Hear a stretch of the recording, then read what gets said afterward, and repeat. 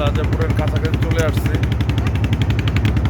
এটা হচ্ছে বেতাকি, ওইবার হচ্ছে বেতাকি বরগুনা বরগুনা বেতাকি, আর এটা হচ্ছে ঝালকাঠি জেলা কাঠালিয়া উপজেলায় পড়ছে এটা। এখান থেকে রাজাপুর বাইকে গেলে আধা ঘন্টা 40 মিনিট লাগবে। তাহলে হচ্ছে আমতলা, তারপর হচ্ছে আমতলা ফেরি, তারপর বেতাকি ফেরি, এই দুটো ফেরি পরে আসছে। ফেরি তো অনেকদিন পরে দেখলাম।